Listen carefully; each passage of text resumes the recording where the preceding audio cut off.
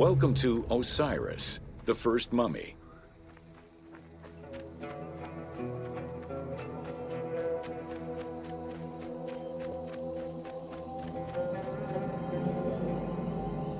The oldest mummies recovered date from the Old Kingdom, though Egyptologists believe that mummification was in use much earlier than that.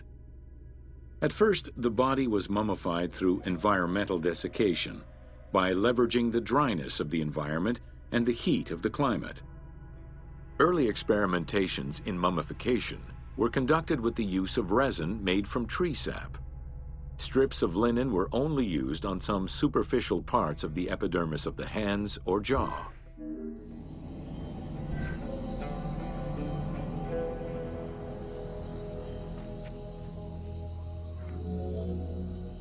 Ideologically, the will to preserve the body is not explained in any way until 3600 BCE.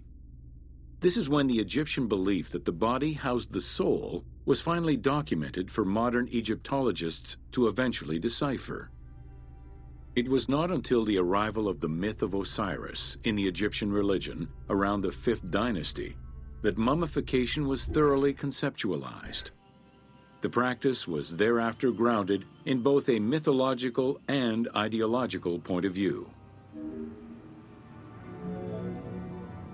Osiris was mainly known as the god of the dead and the god of resurrection. The most well-known Genesis myth concerning Osiris is that of his dismemberment.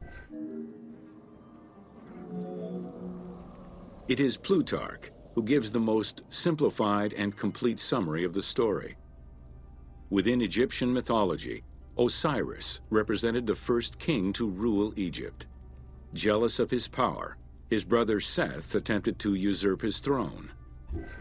After several unsuccessful attempts, Seth succeeded in killing his brother by dismembering him and scattering the pieces of his body all over Egypt.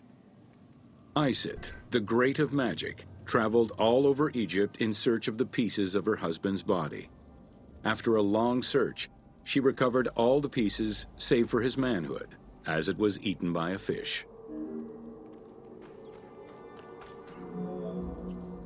Isis then reassembled the body of her husband by binding it together with strips of linen.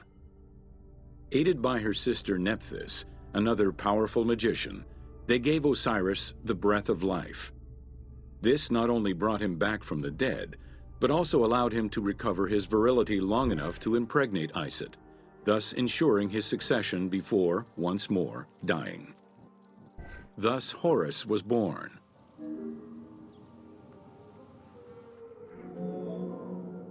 The ritual used to bring Osiris back to life essentially depicts how he became the first mummy.